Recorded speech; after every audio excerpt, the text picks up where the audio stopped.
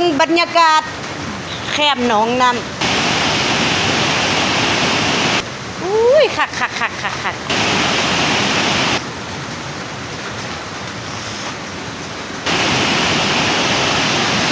เดี๋ยวจะเอาให้เบิ่งโอ้ยเย็นสดชื่นโอ้ยเฮ็ดจุ่มกินก่อนจุ่มสินงัวสิผักรวมมิตร